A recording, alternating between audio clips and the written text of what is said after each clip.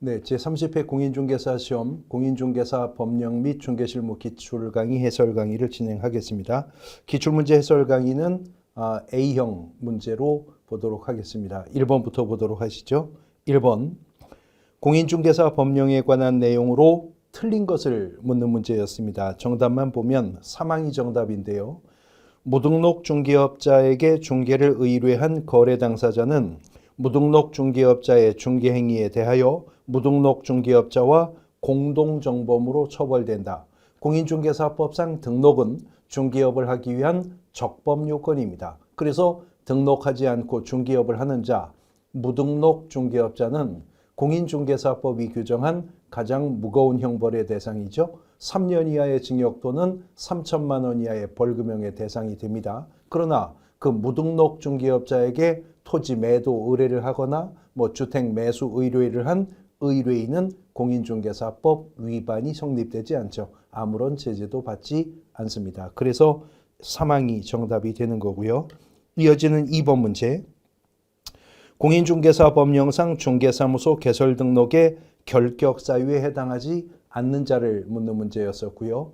1항이 정답이었습니다. 1항 보시면 공인중개사법을 위반하여 200만 원의 벌금형의 선고를 받고 3년이 경과되지 아니한 자 그랬는데, 이 벌금형은 금고 이상의 형이 아니기 때문에 원칙적으로 벌금형 선고는 본법상 결격 사유와 무관합니다. 단 벌금형을 선고받았다고 하더라도 공인중개사법 위반이었고 선고받은 가액이 300만 원 이상이었었다면 결격 사유에 속하죠. 그러나 본 1항 사례는 공인중개사법 위반이라고 하나 선고받은 벌금형이 200만 원에 불과하기 때문에 결격에 해당하지 않게 되는 것입니다.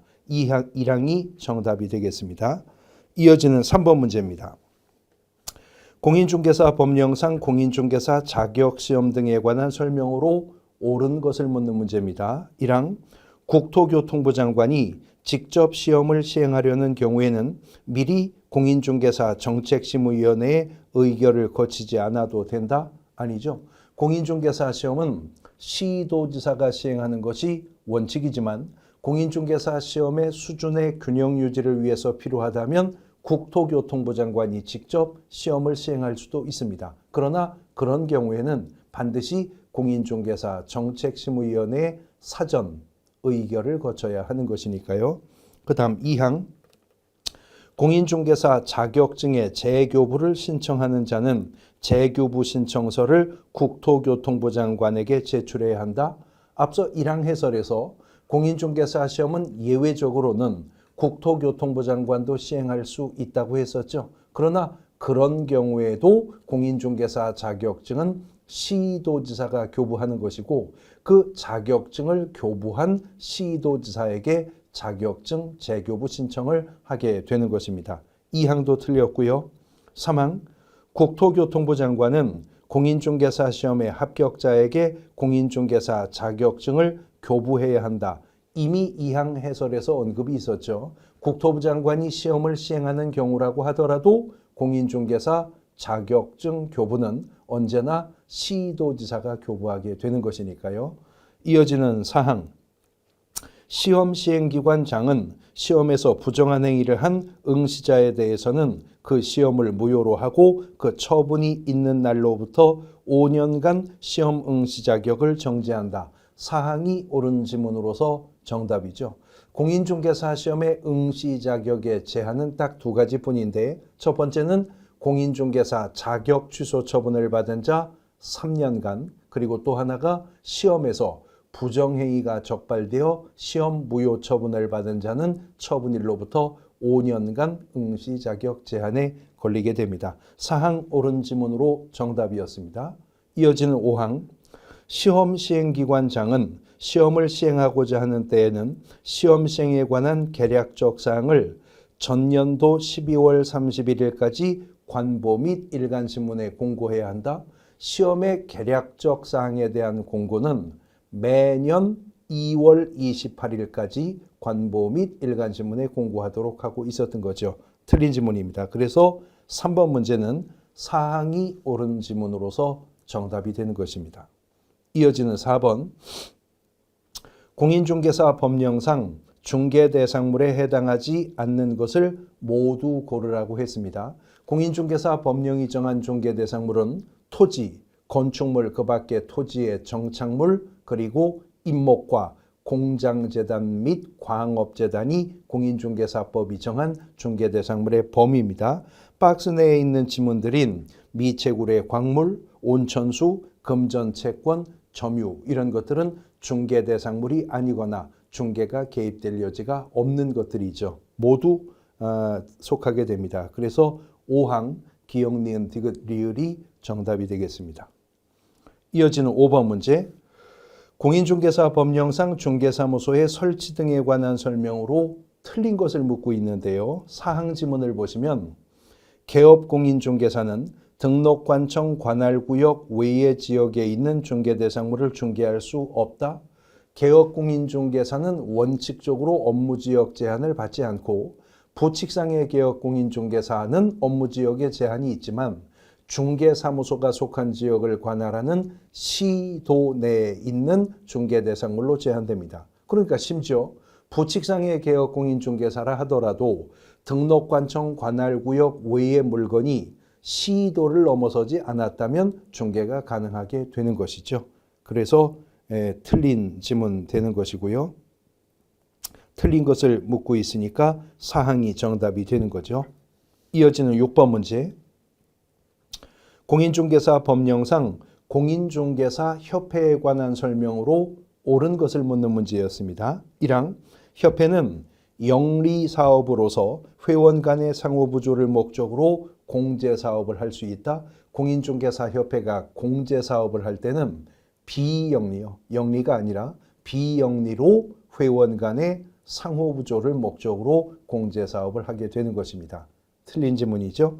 1항 협회는 총회 의결 내용을 지체 없이 등록관청에 보고하는 게 아니라 국토교통부 장관에게 보고하는 것이고 등기를 하여야 한다고 했지만 총회 의결 사항을 등기할 의무는 없습니다. 그냥 지체 없이 국토교통부 장관에게 보고만 하면 되는 것일 뿐이죠.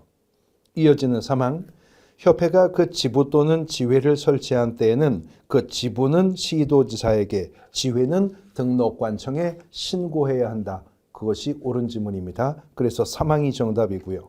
4항 협회는 개업공인중개사에 대한 행정제재 처분의 부과와 집행의 업무를 할 수가 있다. 개업공인중개사에 대한 행정상의 제재로는 행정처분, 등록, 취소, 그리고 업무정지 처분이 있고요.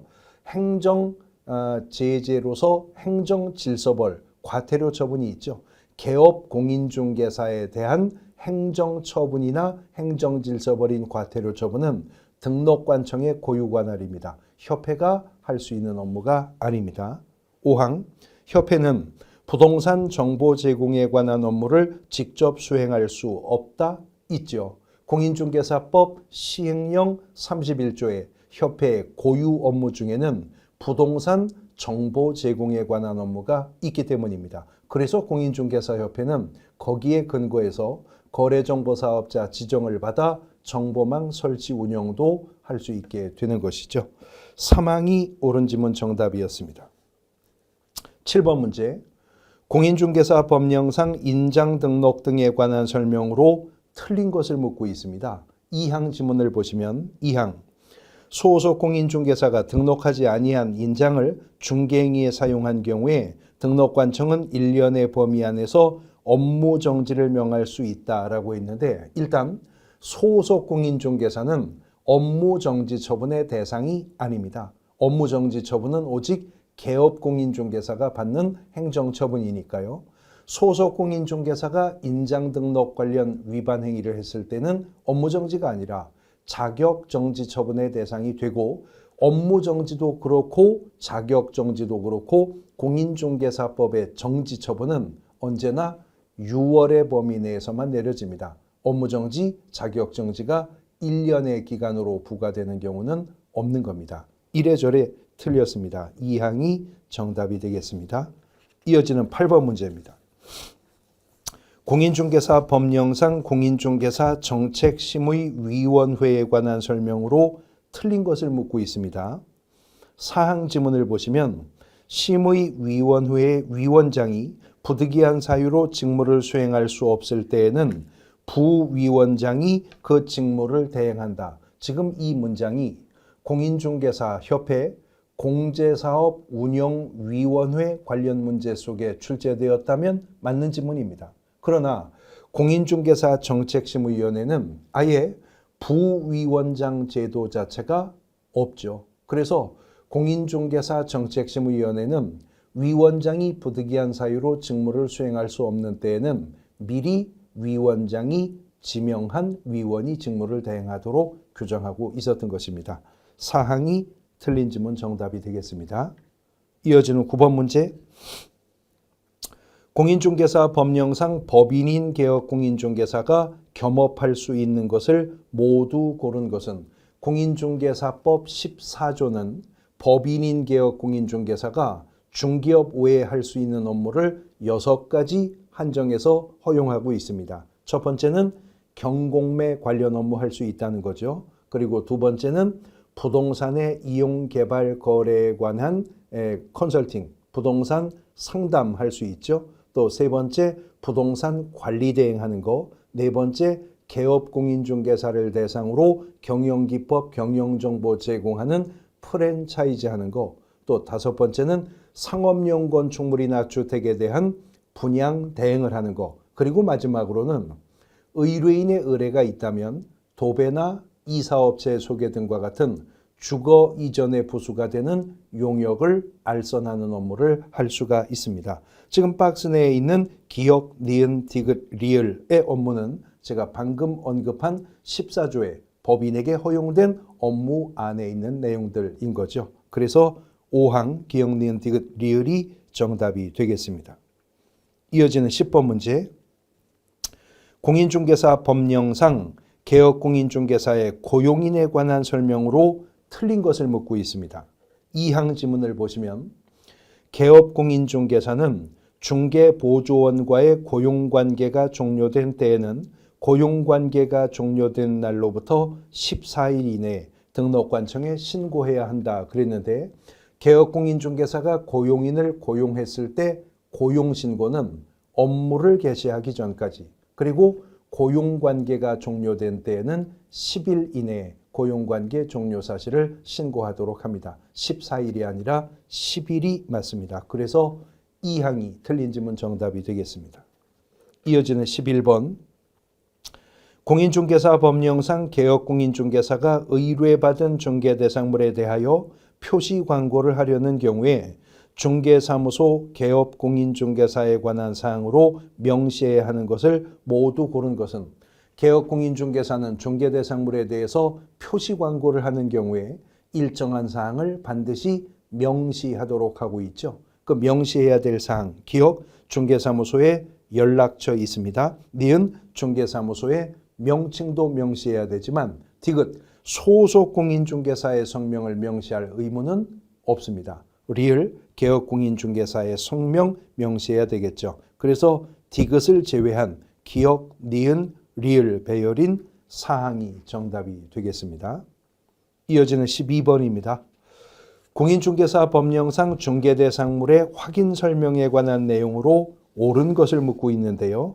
1항, 개업공인중개사는 선량한 관리자의 주의로 중개대상물의 권리관계 등을 조사 확인해서 중개의뢰인에게 설명할 의무가 있다. 1항이 맞는 지문이죠. 공인중개사법은 개업공인중개사가 성실 정확하게 근거자료를 제시하면서 확인 설명하라고 하는데, 그렇게 확인 설명하기 위해서 당해 중개대상물에 대해서 조사 확인 등을 하게 될 때에는 선량한 관리자로서의 주의 의무가 있다는 것이 판례의 입장이었었던 것입니다. 1항이 옳은 지문 정답이고요. 2항, 2명의 개업공인중개사가 공동중개한 경우에 중개대상물 확인설명서에는 공동중개한 개업공인중개사 중 1인만 서명 날인하면 된다? 그렇지 않죠. 확인설명서에는 공동중개 시 참여한 모든 개업공인중개사가 서명 및 날인을 해야 됩니다. 그런데 중개대상물 확인설명서 법정서식에는 개업공인중개사 서명 및 날인하는 칸이 2칸밖에 마련되어 있지 않습니다. 그래서 확인설명서 작성 방법에 보면 이렇게 2명을 넘는 경우에는 별지로 작성하여 첨부해서라도 그 중개에 참여한 모든 개업공인중개사가 확인설명서에 서명 및 날인하도록 하고 있는 거죠. 3항 개업공인중개사는 중개대상물에 대한 확인설명을 중개가 완성된 후 해야 한다. 공인중개사법 25조 1항에 따르면 확인설명은 중개 의뢰를 받았을 때 중개가 완성이 되기 전 확인설명하도록 규정하고 있는 거죠. 4항 중개보조원은 중개 의뢰인에게 중개대상물의 확인설명 의무를 진다. 중개보조원은 공인중개사가 아닌 자로서 단순한 업무를 보조하는 자에 불과하기 때문에 확인설명 의무가 없는 것은 물론이고 확인설명할 수 있는 권한조차도 부여되고 있지 않은 자입니다. 그 다음 5항 개업공인중개사는 중개대상물 확인설명서를 작성하여 거래 당사자에게 교부하고 그 원본을 5년간 보존해야 한다. 꼭 원본을 보존해야 되는 건 아니고 원본 또는 사본 또는 전자문서 형태로 보존할 수 있으며 확인설명서 보존 의무 기간은 5년이 아니라 3년인 거죠. 그나마도 공인전자문서센터에 보관된 경우에는 예외를 인정받을 수가 있게 되는 겁니다. 13번 공인중개사 법령상 부동산 거래 정보망의 지정 및 이용에 관한 설명으로 틀린 것을 묻습니다. 5항 지문을 보시면 거래정보사업자는 개업공인중개사로부터 공개를 의뢰받은 중개대상물의 정보를 개업공인중개사에 따라 차별적으로 공개할 수 있다. 그렇게 하면 안 됩니다. 그렇게 하면 지정이 취소될 수 있을 뿐만 아니라 이것은 1년 이하의 징역 또는 1,000만 원 이하의 벌금형의 대상도 되는데요.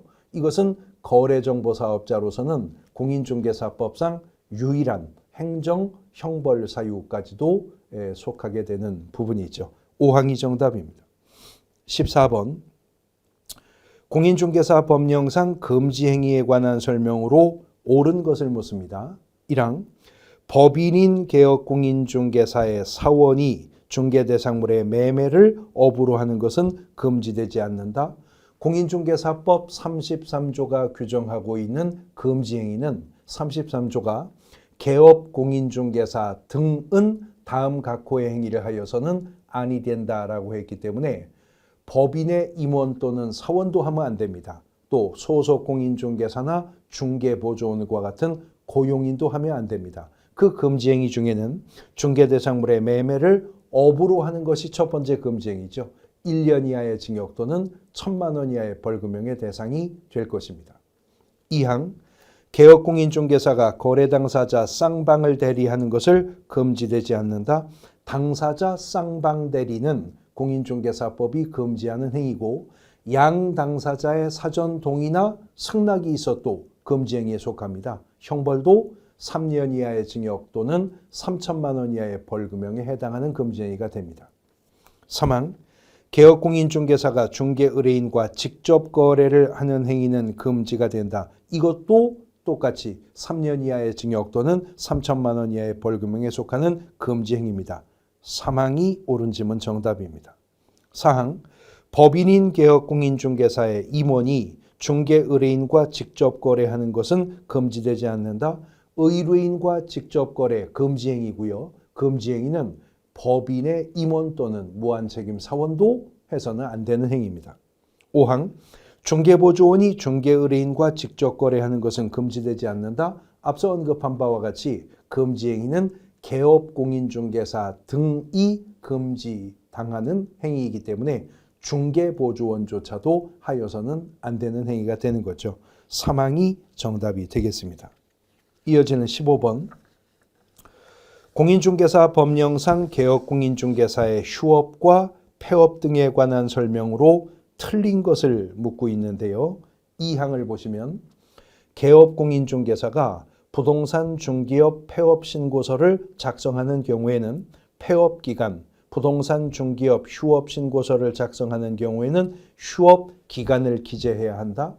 3월을 초과해서 휴업하고자 하는 자 미리 휴업신고해야 되고 그때 작성 제출하는 휴업신고서에는 휴업기간을 기재해야 될 것입니다. 그러나 폐업이라고 하는 것은 그만두겠다는 거죠. 물론 후일 재등록을 할 수 있기는 하지만 그것은 막연한 미래의 일이기 때문에 폐업 신고할 때 폐업 신고서에 폐업 기간을 기재할 의무는 당연히 발생하지 않겠습니다. 이 항이 정답입니다.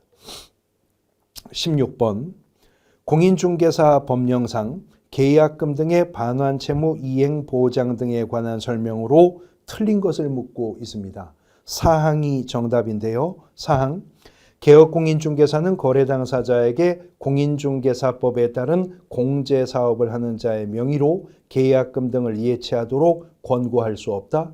공제사업을 하는 자는 대통령령이 정한 예치명의자가 6 있는데 그 중에 속합니다. 그래서 공제사업을 하는 자의 명의로도 예치할 것을 권고할 수는 있는 것이죠. 사항이 정답이 되겠습니다.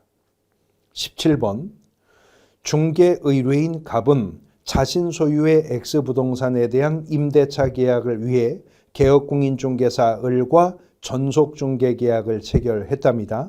X부동산의 기존 임차인 병, 저당권자 정이 있는 경우에 을이 부동산 거래정보망 또는 일간신문에 공개해야만 하는 중개대상물에 대한 정보를 모두 고른 것은 그랬습니다. 그런데 기억 병의 성명, 니은 정의 주소는 병은 기존 임차인이고요. 정은 저당권자죠. 그러면 기존 임차인의 성명이나 저당권자의 주소는 권리자의 인적사항에 속하는 정보죠. 전속중개계약을 체결해서 개업공인중개사가 정보공개 의무를 이행하는 경우에도 각 권리자의 인적사항에 관한 정보는 정보공개가 오히려 금지되는 사항입니다. 공개하면 안 되는 사항이죠. 그 다음 디귿 X부동산의 공시지가 이거는 원칙적으로는 공개해야 되는 사항인데요. 임대차일 경우에는 생략할 수 있다는 단서가 있거든요. 지금 X부동산에 대한 임대차 계약에 대한 전속중개 의뢰를 받았으니까 공개하지 않아도 되는 내용이 되는 거죠. 결국은 리을 하나 X부동산에 대한 일조, 소음, 진동 등의 환경 조건이 정보공개 사항에 속하는 것일 뿐입니다. 1항이 정답이 되겠습니다. 18번 공인중개사 법령상 조례가 정하는 바에 따라 수수료를 납부해야 되는 경우를 모두 고른 것은 기업, 분사무소 설치 신고 필증에 재교부 신청할 때는 주된 사무소 시군구 조례가 정하는 수수료 납부해야 되겠죠. 근데 니은 국토교통부 장관이 시행하는 공인중개사 자격시험에 응시할 때 응시수수료는 조례가 정하지 않고 국토교통부 장관이 결정 공고하는 수수료를 납부하는 겁니다. 니은은 제외될 거고요. 그 다음 디귿 중개사무소 개설등록 신청할 때는 중개사무소를 두려는 지역을 관할하는 시장군수 구청장에게 등록 신청하죠. 그러니까 주사무소 소재지 시군구 조례가 정하는 수수료 납부해야 되겠습니다. 리을 분사무소 설치 신고 주사무소 소재지 시군구청에 가서 하죠. 그러므로 주사무소 소재지 시군구 조례가 정하는 수수료 납부해야 되겠습니다. 결국 니은을 제외한 기억, 디귿, 리을 배열 지문인 3항이 정답이 되는 것입니다. 이어지는 19번 무주택자인 갑이 주택을 물색하여 매수하기 위해 개업공인중개사인 을과 일반중개계약을 체결하고자 한다. 이 경우에 공인중개사 법령상 표준서식인 일반중개계약서에 기재하는 항목을 모두 고른 것은 일반중개계약서도 전속중개계약서도 앞뒷면 양면으로 인쇄되어 있는 각각 한 장짜리의 문서인데 이 중개계약서 뒷면에는 권리 이전용 란과 권리 취득용 란이 있습니다. 지금 개업공인중개사가 중개 의뢰받은 것은 주택을 매수하기 위한 주택 매수 의뢰를 받았으니까 권리 취득용란을 메꾸면 되겠죠. 그러므로 소유자 및 등기 명의인과 거래 규제 공법상 제한사항은 아니고 희망 지역과 취득 희망 가격만 기재하면 되겠습니다. 니은과 디귿입니다. 사망이 정답이네요. 20번 공인중개사 법령상 중개사무소 개설 등록의 절대적 취소 사유가 아닌 것을 물었는데 5항 지문을 보시면 공인중개사 법령을 위반하여 둘 이상의 중개사무소를 둔 경우, 이거 공인중개사법 13조 1항 위반인데요. 이중사무소 설치나 이어지는 13조 2항의 천막 그 밖의 이동이 용이한 임시중개설물 설치는 상대적 등록 취소 사유, 다시 말해 등록을 취소할 수 있는 사유에 불과합니다. 5항이 정답입니다. 26번 공인중개사법 시행령 제30조 협회 설립 규정인데 그 내용이랍니다. 괄호 안에 들어갈 숫자를 올바르게 나열한 것은 박스 안의 첫 번째 문장 공인중개사 협회를 설립하고자 하는 때에는 발기인이 작성하여 서명 날인한 정관에 대하여 회원 600명이죠. 600명 이상이 출석한 창립총회에서 출석한 회원 과반수의 동의를 얻어 국토교통부 장관의 설립 인가를 받아야 합니다. 두 번째 문장, 그 600명 이상 출석했다는 창립총회에는 서울특별시에서는 100명 이상입니다. 그리고 광역시도 및 특별자치도에서는 각각 20명 이상의 회원이 참여해야 하는 것이고요. 사항 600, 120 배열 지문이 정답이 되겠습니다. 이어지는 22번 공인중개사 법령상 중개 업무를 수행하는 소속 공인중개사의 자격정지 사유에 해당하지 않는 것은 1항 고객을 위하여 거래 내용에 부합하는 그랬습니다. 부합하는 동일한 거래계약서 내부를 작성하는 행위는 공인중개사 법령 위반이 아니므로 제재가 뒤따를 수 없죠.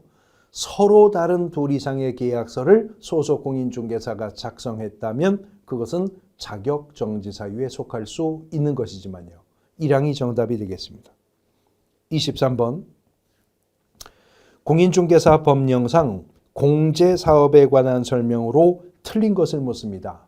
5항 지문을 보시면 공인중개사 협회는 회계연도 종료 후 6개월 이내에 매 연도의 공제사업 운용 실적을 일간신문 협회부 등을 통해 공제계약자에게 공시해야 한다 그랬는데 공인중개사협회가 공제사업을 하게 되는 경우에는 매 회계연도 종료 후 3개월 이내요. 3개월 이내에 일간신문 또는 협회부의 운용 실적을 공시하고 협회 인터넷 홈페이지에 게시도 해야 되는 것입니다. 6개월이 아니라 3개월입니다. 5항이 정답입니다. 24번 공인중개사 법령상 공인중개사 자격 취소에 관한 설명으로 옳은 것을 묻습니다. 1항 공인중개사 자격 취소 처분은 공인중개사의 현 주소지를 관할하는 시장군수구청장이 행한다. 그게 아니라 자격증을 교부한 시도지사가 행하는 것입니다. 2항 시도지사는 공인중개사 자격 취소 처분을 한 때에는 5일 이내에 이를 국토교통부 장관에게 보고하고 다른 시도지사에게 통지하여야 한다. 2항이 옳은 지문 정답이죠. 공인중개사 법령 속에서 5일 이내 해야 한다는 것은 오직 이거 하나뿐이었습니다. 2항이 정답이고요. 3항 자격 취소 사유가 발생한 경우에는 청문을 실시하지 않아도 해당 공인중개사 자격을 취소할 수 있다. 등록 취소, 지정 취소와 함께 자격 취소 처분도 사전 구제 절차로서 청문회 절차를 거치도록 합니다. 틀렸습니다. 4항 공인중개사 자격이 취소된 자는 공인중개사 자격증을 7일 이내에 한국산업인력공단에 반납해야 한다? 아니죠. 자격증 반납은 자격증을 교부한 시도지사에게 반납해야 되는 것입니다. 5항 공인중개사 자격이 취소되었으나 공인중개사 자격증 분실 등의 사유로 반납할 수 없는 자는 신규 발급 절차를 거쳐 발급된 공인중개사 자격증을 반납해야 된다. 이 경우에는 반납할 수 없는 사유서를 제출하면 되는 겁니다. 신규로 발급받아 반납할 필요는 없는 거고요. 이 항이 정답입니다. 25번 공인중개사 법령상 포상금 지급에 관한 설명으로 옳은 것은 1항 포상금은 건당 150만 원이 아니라 공인중개사법의 포상금은 건당 50만 원으로 하죠. 틀렸고요. 2항 검사가 신고 사건에 대해서 기소유예 결정을 한 경우에는 포상금 지급하지 않는다? 지급합니다. 담당 검사가 공소 제기했을 때뿐만 아니라 기소유예 처분을 내린 경우에도 포상금 지급 결정 사유가 되는 겁니다. 3항 포상금 지급에 소요되는 비용 중 시도에서 보조할 수 있는 비율은 100분의 50 이내로 한다. 시도가 포상금 일부 보조할 수 있는 근거 규정은 없고 국고에서 보조할 수 있는 비율을 100분의 50 이내로 했었던 거죠. 4항 포상금 지급 신청서를 제출받은 등록관청은 그 사건에 관한 수사기관의 처분 내용을 조회한 후 포상금 지급을 결정하고 결정일로부터 1월 이내에 포상금을 지급하도록 규정하고 있습니다. 4항이 정답이 되겠습니다. 이어지는 5항 등록관청은 하나의 사건에 대해서 2건 이상의 신고가 접수된 경우 공동으로 신고한 것이 아니면 포상금을 균등하게 배분하여 지급한다. 하나의 사건에 대해서 2건 이상의 신고 고발이 접수되었을 때에는 선착순입니다. 최초로 신고 또는 고발한 자에게 포상금을 지급하도록 규정하고 있는 겁니다. 사항이 옳은 지문 정답입니다. 26번 다음 중 공인중개사 법령상 과태료를 부과할 경우에 과태료 부과 기준에서 정하는 과태료 금액이 가장 큰 것은 1항 공제 업무 개선 명령을 이행하지 않았다. 이거 500만 원 이하의 과태료죠. 2항 휴업한 중개업 재개 신고하지 않은 거 100만 원 이하의 과태료. 3항 중개사무소 이전 신고하지 않는 거 100만 원 이하의 과태료. 4항 중개사무소 등록증 게시하지 않는 거 100만 원 이하의 과태료. 5항 휴업기간에 변경 신고하지 않는 것도 100만 원 이하의 과태료입니다. 결국 1항이 500만 원 이하의 과태료로서 금액이 가장 큰 경우로 정답이죠. 27번 부동산 거래 신고 등에 관한 법령상 외국인 등의 부동산 취득 등에 관한 특례에 대한 설명으로 옳은 것을 묻습니다. 1항 국제연합의 전문기구가 경매로 부동산 안에 대한민국 안에 부동산을 취득한 때에는 부동산 등을 취득한 날부터 3개월이 아니라 6개월 이내에 신고하면 되는 거죠. 위반 시에는 100만 원 이하의 과태료 처분 사유가 되고요. 2항 외국인 등이 부동산 임대차 계약을 체결하는 경우에 계약 체결일로부터 6개월 이내에 신고관청에 신고해야 된다. 임대차 계약이라면 부동산 거래 신고 의무도 없고 외국인이라 하더라도 특례 규정에 따르는 신고 의무조차도 없는 계약입니다. 3항 특별자치시장은 외국인 등이 신고한 부동산 등의 취득, 계속 보유, 신고 내용을 매 분기 종료일로부터 1개월 이내에 직접 국토교통부 장관에게 제출을 하여야 한다. 3항이 옳은 지문 정답입니다. 4항 외국인 등의 토지거래 허가 신청서를 받은 신고관청은 신청서를 받은 날로부터 30일이 아니라 15일 이내에 허가 또는 불허가 처분을 하도록 하고 있는 거죠. 틀렸고요. 5항 외국인 등이 법원의 확정 판결로 대한민국 안에 부동산을 취득한 때에는 신고하지 않아도 된다. 이 또한 계약 외의 원인으로 취득한 사례이기 때문에 확정 판결 선고된 날로부터 6개월 이내에 신고해야 됩니다. 안 하면 100만 원 이하의 과태료 처분 사유에 속하게 될 겁니다. 3항이 옳은 지문 정답입니다. 28번 부동산 거래 신고 등에 관한 법령상 토지거래계약 불허가 처분 토지에 대해서 매수 청구를 받은 경우에 매수할 자로 지정될 수 있는 자를 모두 고른 것은 아마 이 문제는 100% 모든 수험생들이 찍었을 겁니다.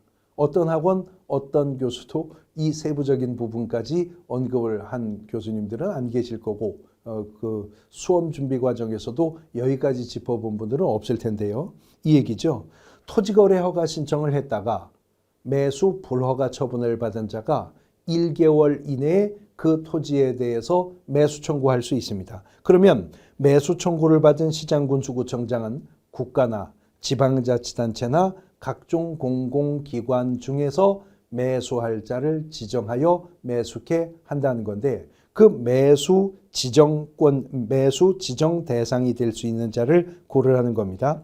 지방자치단체 있어요. 그런데 한국은행은 그 지정 대상에 속해 있지 않습니다. 지방공사도 속해 있지 않고요. 리을 한국석유공사 포함됩니다.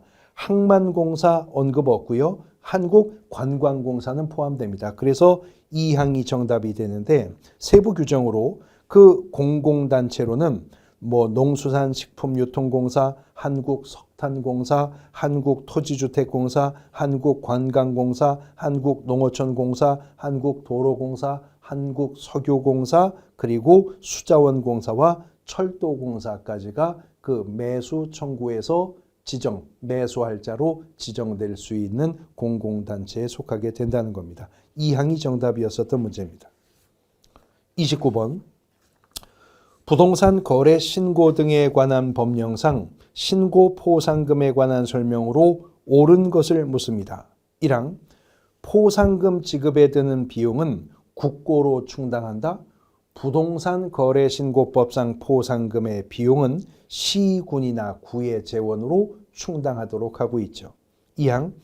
해당 위반 행위에 관여한 자가 신고한 경우라도 신고 포상금은 지급해야 한다. 포상금 지급하지 아니할 수 있는 사유 중에는 해당 위반 행위를 하거나 그 위반 행위에 관여한 자가 신고하거나 고발한 경우가 속합니다. 3항. 익명으로 고발하여 고발인을 확인할 수 없는 경우에는 당해 신고 포상금은 국고로 환수되는 게 아니라 그 경우에도 포상금을 지급하지 않을 수 있는 사례에 속하는 것일 뿐입니다. 그 다음 5항. 신고관청 또는 허가관청으로부터 포상금 지급 결정을 통보받은 신고인은 포상금을 받으려면 국토교통부령으로 정하는 포상금 지급 신청서를 작성하여 신고관청 또는 허가관청에 제출한다. 5항이 옳은 지문 정답이죠. 그러면 그 지급 신청서가 접수된 날로부터 2개월 이내에 포상금 지급하도록 부동산 거래 신고 등에 관한 법률은 정하고 있습니다. 30번. 부동산 거래 신고 등에 관한 법령상 이행강제금에 대해서 개업공인중개사가 중개의뢰인에게 설명한 내용으로 옳은 것은 1항. 군수는 최초의 의무 이행 위반이 있었던 날을 기준으로 1년에 한 번씩 그 이행명령이 이행될 때까지 반복하여 이행강제금을 부과 징수할 수 있다 그랬는데 최초의 이행 위반이 있었던 날을 기준으로 하는 게 아니라 최초의 이행 명령이 있었던 날을 기준으로 해서 1년에 한 번씩입니다. 그 다음 2항. 시장은 토지의 이용 의무 기간이 지난 후에도 이행명령 위반에 대해서는 이행강제금을 반복하여 부과할 수가 있다. 이미 이용 의무 기간이 지난 후라면 더 이상은 새로운 이행강제금을 부과할 수는 없는 것이죠. 3항. 시장군수 또는 구청장은 이행명령을 받은 자가 그 명령을 이행하는 경우라도 명령을 이행하기 전에 이미 부과된 이행강제금은 징수하도록 하고 있습니다. 3항이 옳은 지문 정답이고요. 4항. 토지거래계약 허가를 받아 토지를 취득한 자가 직접 이용하지 않고 임대한 경우에는 토지 취득가액의 100분의 20에 상당하는 금액을 이행강제금으로 부과한다. 토지거래 허가제와 관련된 이행강제금은 취득가액의 100분의 10 범위 내에서 부과가 되는 것입니다. 20이 아니라. 그 다음 5항. 이행강제금 부과 처분을 받은 자가 국토교통부 장관에게 이의를 제기하는 경우에는 부과 처분을 고지받은 날로부터 14일 이내 해야 된다. 이행강제금 부과 처분에 불복할 때 국토부 장관에게 하는 게 아니라 시장군수구청장에게 이의제기해야 되겠죠. 허가권자도 시장군수구청장이고 이행명령도 시장군수구청장이 발하는 것이기 때문에 그렇습니다. 옳은 지문을 찾는 문제였으니까 3항이 정답이 되겠습니다. 31번 X대지에 Y 건물이 있고 X대지와 Y 건물은 동일인 소유이다. 개업공인중개사가 Y 건물에 대해서만 매매를 중개하면서 중개 의뢰인에게 설명한 내용으로 옳은 것을 모두 고른 것은 기업 Y 건물에 대한 철거 특약이 없는 경우에 Y 건물이 건물로서의 요건을 갖추었다면 무허가 건물이라도 관습법상 법정지상권은 인정되겠죠. 니은 관습법상의 법정지상권이 성립한 후 Y 건물을 증축하더라도 구 건물을 기준으로 관습법상의 법정지상권은 계속 인정이 될 겁니다. 디귿 Y 건물 취득 시에 Y 건물을 위해서 X대지에 대한 임대차 계약을 체결하더라도 관습법상 법정지상권을 포기한 것은 아니다. 이미 대지에 대한 임대차 계약이 있었다면 법정지상권은 포기한 것으로 봅니다. 리을 대지 소유자가 Y 건물만을 매도하여 관습상의 법정지상권이 인정되면 Y 건물 매수인은 대지 소유자에게 당연히 지료를 지급할 의무가 발생하겠죠. 그래서 기업과 니은만 옳습니다. 1항이 정답입니다. 32번 부동산 거래 신고 등에 관한 법령상 부동산 거래 계약 신고 내용의 정정 신청 사항이 아닌 것을 묻고 있는데요. 개업공인중개사의 성명과 주소는 개업공인중개사의 정체가 바뀌어버리는 거니까 정정 신청할 수 없죠. 물론 개업공인중개사의 전화번호 또 상호 혹은 사무소 소재지는 정정 신청할 수가 있지만 개업공인중개사의 성명과 주소는 정정할 수 없습니다. 2항이 정답입니다. 33번 법원은 X부동산에 대하여 담보권 실행을 위한 경매 절차를 개시하는 결정을 내렸고 최저 매각 가격을 1억 원으로 정했답니다. 기일 입찰로 진행되는 이 경매에서 매수 신청을 하고자 하는 중개 의뢰인 갑에게 개업공인중개사가 설명한 내용으로 옳은 것을 묻습니다. 1항 갑이 1억 2천만 원의 매수 신청을 하는 경우에 법원에서 달리 정함이 없으면 1,200만 원을 보증금으로 제공해야 한다. 입찰 보증금은 최저 매각 가격의 10%이기 때문에 1억 2천만 원 매수 신고한다 하더라도 지금 최저 매각 가격이 1억 원이었으므로 입찰 보증금은 1,000만 원만 제공하면 되는 겁니다. 틀렸고요. 2항 최고가 매수 신고를 한 사람이 2명 이상인 때에는 법원은 그 2명뿐만 아니라 모든 사람에 대해서 다시 입찰하게 해야 된다? 아닙니다. 추가 입찰은 최고가 매수 신고한 공통된 금액을 기재한 그 매수 신고인들만 추가 입찰에 들어가게 됩니다. 3항 갑이 다른 사람과 동일한 금액으로 최고가 매수 신고를 하여 그러니까 공동 1등이 나왔다는 거잖아요. 다시 입찰하는 경우에는 전에 입찰 가격에 못 미치는 가격으로 입찰하여 매수 신고할 수 있다. 추가 입찰의 경우에 있어서는 전 입찰 가격에 못 미치는 가격으로는 입찰할 수가 없도록 하고 있습니다. 4항 1억 5천만 원의 최고가 매수 신고인인 경우에 법원에서 보증금액을 달리 정하지 않았다면 갑이 차순위 매수 신고를 하기 위해서는 신고액이 1억 4천만 원을 넘어야 한다. 사항이 정답이죠. 차순위 매수 신고인이 되려면 최고가 매수 신고 금액에서 입찰 보증금을 뺀 금액을 초과하였을 때 비로소 차순위 매수 신고인의 지위를 인정해 주기 때문입니다. 사항이 옳은 지문 정답이고요. 5항 갑이 차순위 매수 신고인인 경우에 매각 기일이 종결되면 즉시 매수 신청의 보증을 돌려줄 것을 신청할 수가 있다. 차순위 매수 신고인은 매수인이 매수 대금을 모두 지급한 때 비로소 매수 책임을 벗게 되고 그때 매수 신청 보증을 돌려줄 것을 요구할 수 있게 되는 것입니다. 사항이 정답입니다. 34번 개업공인중개사가 선순위 저당권이 설정되어 있는 서울시 소재 상가 건물 상인법의 적용 대상이라는데요. 에 대해서 임대차 계약 기간 2018년 10월 1일부터 1년 보증금 5천에 월 차임은 100만 원으로 임대차를 중개하면서 임대인 갑과 임차인 을에게 설명한 내용으로 옳은 것을 묻고 있습니다. 1항 을의 차임 연체액이 200만 원에 이르는 경우에 갑은 계약을 해지할 수 있다. 3기의 차임에 달하도록 차임 연체가 있어야 됩니다. 아직은 2기의 차임 연체밖에 없으니까 임대인은 계약 해지할 수 없죠. 틀렸고요. 2항 차임 또는 보증금에 감액이 있은 후 1년 이내에는 다시 감액하지 못한다. 증액은 1년의 제한을 기간으로 받지만 감액은 제한이 없습니다. 또 감액은 범위의 제한도 없죠. 100분의 5를 초과해서 감액을 요구할 수도 있는 겁니다. 3항 갑이 2019년 4월 1일부터 2019년 8월 31일 사이에 을에게 갱신거절 또는 조건 변경 통지하지 않으면 2019년 10월 1일 임대차 계약이 해지된 것으로 본다. 임대인이 임차인에게 조건 변경이나 갱신 거절의 통보를 하는 것은 임대차 계약 기간 종료일 기준 6개월 전부터 1개월 전까지 하면 되는 겁니다. 틀렸고요. 4항 상가 건물에 대한 경매 개시 결정 등기 전에 을이 건물의 인도와 부가가치세법에 따르는 사업자 등록을 신청한 때에는 보증금 5천만 원을 선순위 저당권자보다 우선하여 변제받을 수 있다.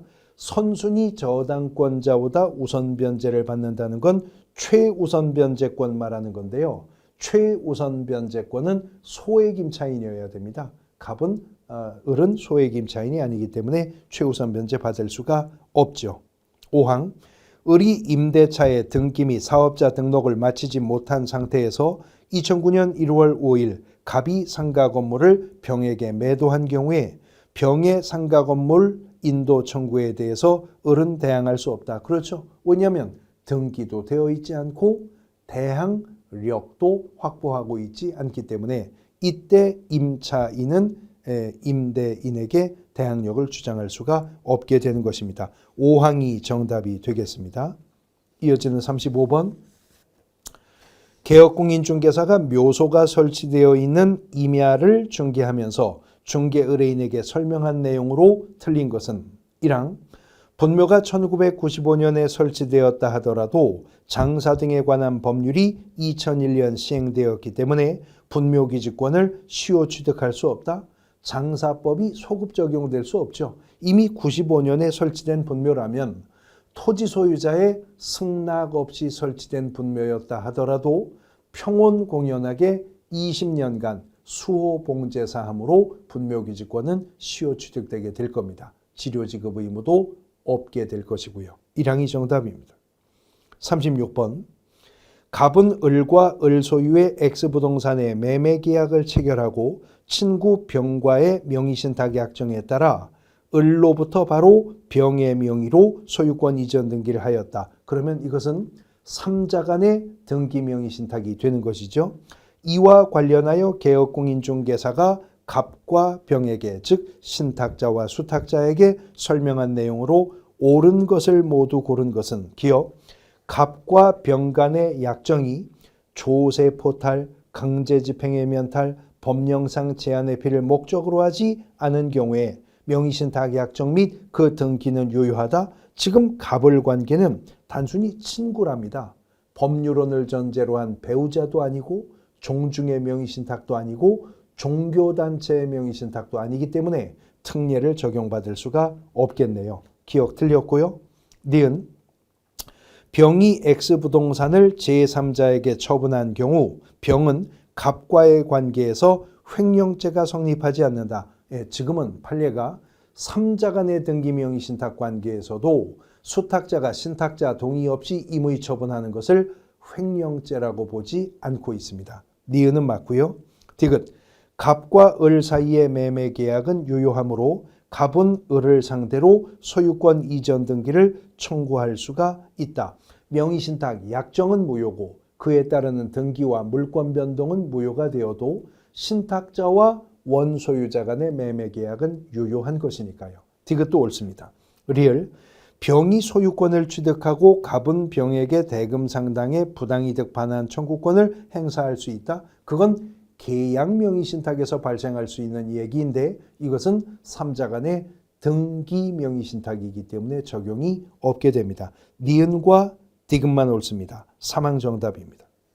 37번 갑소유의 X주택에 대해서 임차인 을이 주택의 인도를 받고 2019년 6월 3일 10시에 확정일자를 받으면서 주민등록을 마쳤답니다. 그러면 6월 4일 0시가 되어야 대항력이 발생할 것이고 그 시간에 우선변제권도 함께 발생하게 될 겁니다. 그런데 갑의 채권자 병이 같은 날 16시, 16시에 또 다른 채권자 정은 다음 날 16시에 X주택에 대해서 근저당권 설정 등기를 마쳤다면 병저당권은 을 임차인의 대항력보다 앞선 6월 3일 주간에 저당권의 효력이 발생할 것이고 그 다음에 정저당권은 대항력이 발생하는 그날 6월 4일 주간에 저당권, 근저당의 효력이 발생하겠네요.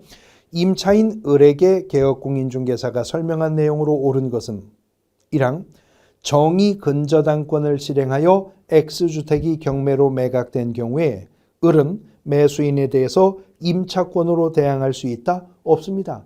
정의 경매 신청을 한다 하더라도 병근저당이 소멸기준이 되는 것이고 소멸기준 권리보다 늦게 대항력을 확보했기 때문에 그 다음 2항 병 또는 정 누구든 근저당권을 실행하여 X주택의 경매로 매각된 경우에 매각으로 인하여 을의 임차권은 소멸한다. 소멸기준 권리보다 늦게 대항력을 확보했기 때문에 그렇습니다. 2항이 옳은 지문 정답이고요. 3항 을은 X주택의 경매 시 경매법원에 배당 요구를 하면 병과 정보다 우선하여 보증금 전액을 배당받을 수가 있다. 병저당권자보다는 후순위죠. 정저당권자보다는 먼저 배당받을 수가 있지만요. 틀렸습니다. 4항 X주택이 경매로 매각된 후에 을이 우선변제권 행사로 보증금을 반환받기 위해서는 X주택을 먼저 법원에 인도해야 되는 게 아니라 양수인에게 인도해야 되는 것입니다. 5항 X주택에 대해서 을이 집행권을 얻어 강제경매를 신청하였다 하더라도 우선변제권을 인정받기 위해서는 배당요구 종기 전까지 별도로 배당요구를 해야 된다. 이미 임차권 등기가 되었거나 임차인이 집행권을 확보해 강제경매 신청을 하면 그 임차주택 등기사항 증명서에 표시가 되어 있죠. 배당 요구하지 않아도 당연히 배당에 참여할 수 있는 임차인이 되는 것입니다. 2항이 정답입니다. 38번 부동산 전자계약에 관한 설명으로 옳은 것은 1항 시도지사는 부동산 거래의 계약, 신고, 허가, 관리 등의 업무와 관련된 정보체계를 구축, 운영해야 된다. 그것은 국토교통부 장관의 업무입니다. 2항 부동산 거래계약에 신고를 하는 경우에 전자인증의 방법으로 신분을 증명할 수 없다. 전자계약에서는 공인인증서를 통한 실명 확인을 하고 전자인증의 방법으로 신분 증명하는 겁니다. 3항 정보처리 시스템을 통해서 주택임대차 계약을 체결하였더라도 해당 주택의 임차인은 정보처리 시스템을 통하여 전자계약 증서에 확정일자 부여를 신청할 수 없다. 타임스탬프가 부여되면서 자동으로 확정일자가 부여가 되는 겁니다. 별도로 법원, 등기소, 공증사무소나 주민센터에 확정일자 받으러 갈 필요가 없습니다. 4항 개업공인중개사가 부동산 거래계약 시스템을 통하여 부동산 거래계약을 체결한 경우에 부동산 거래계약이 체결된 때에는 부동산 거래신고서는 제출한 것으로 본다. 별도로 부동산 거래신고 안 해도 된다는 거죠. 4항 정답입니다. 5항 거래계약서 작성 시 확인 설명사항이 전자문서 및 전자거래 기본법에 따른 공인전자문서센터에 보관된 경우라도 개업공인중개사는 확인 설명사항을 서면으로 작성하여 보존해야 된다. 이때는 별도로 보존할 의무가 없게 됩니다. 거래계약서도 그렇습니다. 사항이 정답입니다. 39번 부동산 거래 신고 등에 관한 법령상 부동산 거래 신고 대상이 되는 계약이 아닌 것을 물었는데요. 2항 토지의 임대차 계약, 임대차는 부동산 거래 신고 의무가 아닌 계약입니다. 2항이 정답이 되겠죠. 40번 부동산 거래 신고 등에 관한 법령상 부동산 거래 신고에 관한 설명으로 옳은 것은 1항 개업 공인중개사가 계약서를 교부한 경우에 거래 당사자가 거래 신고합니까? 이때는 개업 공인중개사가 신고해야 됩니다.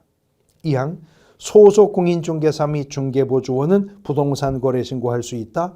소속 공인중개사는 중개 완성 시 개업 공인중개사의 위임을 받아 부동산 거래 신고 대행할 수 있지만 중개보조원은 할 수 없습니다. 3항 지방공기업법에 따르는 지방공사와 개인이 매매계약을 체결한 경우에 양 당사자는 공동 신고해야 된다. 이때는 지방공사가 단독 신고해야죠. 당사자가 국가 등일 경우에는 국가 등의 단독 신고 의무가 있으니까요. 4항 거래 대상 부동산의 공법상 거래 규제 및 이용 제한에 관한 사항은 부동산 거래 계약 신고서 기재 사항이다. 부동산 거래 신고서에는 공법상 이용 제한 거래 규제 사항은 신고서 기재 사항 아닙니다. 5항 매매 대상 토지 중에 공장 부지로 편입되지 아니할 부분의 토지를 매도인이 원가로 반환한다는 조건을 당사자가 약정한 경우에 그 사항은 신고사항이다. 5항이 정답이죠. 부동산 거래 신고사항에는 조건이나 기한이 있는 경우에는 그 조건 또는 기한도 신고하도록 하고 있기 때문에 그랬습니다. 그래서 5항이 정답이 됩니다. 제30회 공인중개사 시험 공인중개사 법령 및 중개실무 A형 기준으로 40문제 함께 풀어보셨습니다. 수고하셨습니다.